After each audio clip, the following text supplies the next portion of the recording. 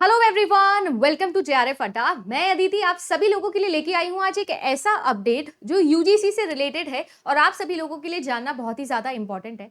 जैसे कि आप सभी लोग जानते हैं कि जेआरएफ अड्डा प्लेटफॉर्म के ऊपर मैं कंसंट्रेट करती हूँ कि सिर्फ कंटेंट रिलेटेड और इंपॉर्टेंट वीडियोस आप लोगों तक मैं पहुंचा सकूँ जो मतलब के हैं। बाकी आलतू फालतू बहुत सारे नोटिफिकेशंस, बहुत सारे अपडेट्स रोज की रोज जो है वो आपको बताए जाते हैं।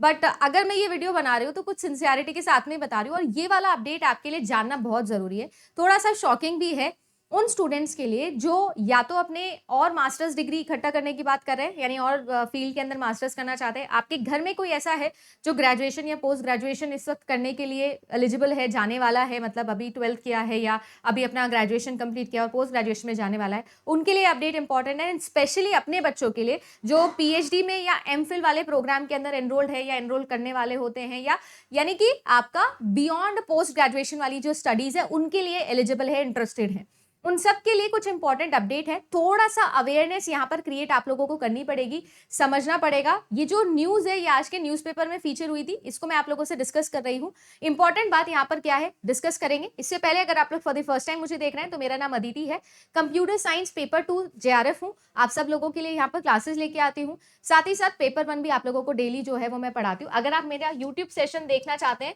तो 10 बजे रात को मैं आप लोगों के लिए एक स्पेशल नाइट सीरीज लेके आ रही हूँ जिसमें टॉप 50 टॉपिक पेपर 1 के पढ़ा रही हूँ, ज्वाइन कर सकते हो। इसके अलावा जेआरएफ अड्डा प्लेटफॉर्म पर आप लोगों के लिए कोर्सेज आते हैं जो कि commerce, computer science, polity, economics, sociology, education, administration, environmental science, home science, history और ज्योग्राफी के आपको अवेलेबल है।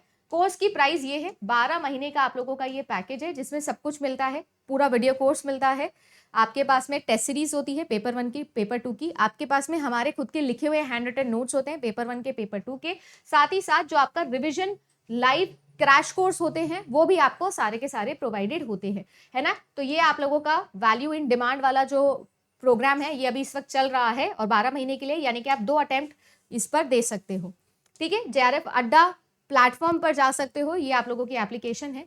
न्यूज पर आती हूँ और आज का जो न्यूज कवरेज है आप लोग ध्यान से अगर देखेंगे तो साफ साफ लिखा हुआ है कि यूजीसी ने जारी करी है प्रतिबंधित कोर्सेज की सूची, यानी कि लिस्ट जो आपके प्रोग्राम कंटिन्यू नहीं किए जाएंगे या बेसिकली जो कैंसिल किए जा रहे हैं या जिनके ऊपर विचार आपको करने की जरूरत है। साफ साफ एक लाइन इन्होंने लिखा है कि दाखिला लेने से पहले सभी फैक्ट्स को चेक कर लेवे, ये साफ साफ इन्होंने लिखा हुआ है। तो पूरा क्या कहानी है इसके बारे में आपको मैं बताती हूँ। देखो, यूजीसी के अंदर अगर आप सभी लोग इंजीनियरिंग फील्ड के अंदर, मेडिकल फील्ड में, फिजियोथेरेपी में, फार्मेसी में, नर्सिंग में, ऑक्यूपेशनल थेरेपी के अंदर, लॉ के अंदर, एग्रीकल्चर, हॉर्टिकल्चर, इसके साथ साथ और भी सारे कोर्सेज हैं जिसमें एनरोल्ड है आप सभी लोगों के, देख सकते हो आप, एमफिल या पीएचडी, इन सभी के कोर्सेज के अंदर आप एनरोल करना चाहते हो तो आपको याद रखना पड़ेगा कि ये जो आप लोगों का ODL, ये जो आप लोगों का ODL यानी कि आप लोगों का जो इंस्टेंट मोड होता है ना, आप इसके थ्रू इसके अंदर एडमिशन नहीं ले सकते हैं। ठीक है, ये चीज साफ साफ जो है वो आप सभी लोगों को यूजीसी ने बताई है। इससे पहले भी यूजीसी ने एक फेक यूनिवर्सिटी की लिस्ट निकाली थी, यानी कुल मिला के जब भी आप किसी यूनिवर्सिटी के अंदर एडमिशन लेने जा रहे हैं, स्पेशली इंजीनियरिंग कॉलेजेस, तो आपको पता है हमारे देश में अब हर गली के अंदर एक इंजीनियरिंग कॉलेज खुल गया है। तो अगर आप पीएचडी करने जा रहे हैं, आप इंजीनियरिंग करने जा रहे हैं, तो ध्यान दीजिएगा इन चीजों का कि यूजीसी की फेक यूनिवर्सिटी की लिस्ट में या इस तरीके से ये जो आप लोगों का होता है ना इंस्टेंट वे, या फिर आप लोगों का ऑनलाइन माध्यम जो होता है, इन सभी माध्यम से ये कोर्सेज आपके एलिजिबल नहीं माने जाएंगे।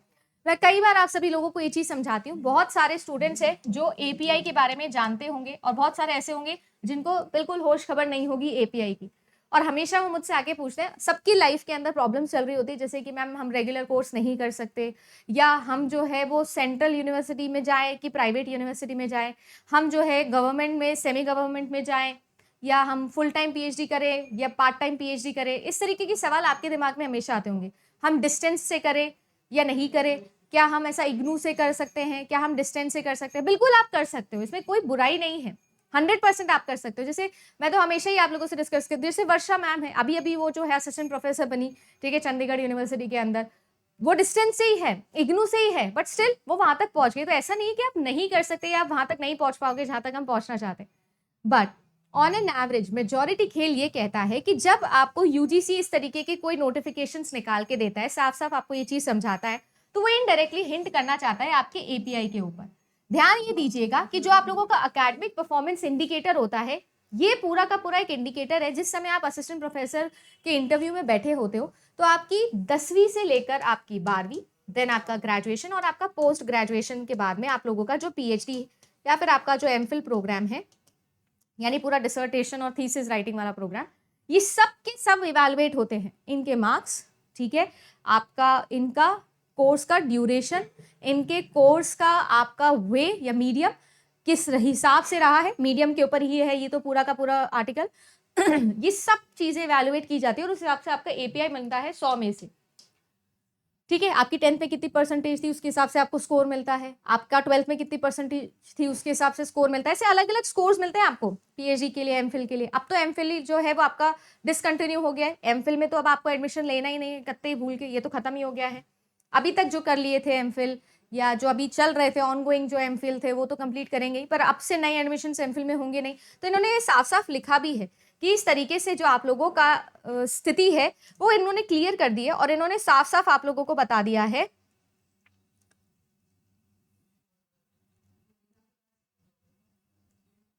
साफ साफ इन्होंने ये बता दिया है कि यहाँ पर जो है वो कौन कौन से तो प्रोग्राम्स आप लोगों के लिए एलिजिबल हैं और कौन कौन से नहीं है। तो ये जो आप लोगों का डिस्टेंस है ना, ये जो आप लोगों का ऑनलाइन शिक्षा है, इसमें इन्होंने एक बार खींच दिया, एक पैरामीटर खींच दिया है कि यहाँ पर आप किन में एडमिशन ले सकते हो, किन में एडमिशन नहीं ले सकते हो। और अगर एडमिशन ले रहे हो तो प्रॉपर पूरे के पूरे फैक्ट्स चेक करने के बाद में ही आप एडमिशन ले सकते हो। ये वीडियो बनाने का मेरा मोटिव ये है, सबसे पहली बात तो आज के टाइम पर आपके पास में, आपको पता है ना कि हर दूसरा व्यक्ति यूजीसी नेट की तैयारी करना शुरू कर चुका है या पीएचडी कर रहा है।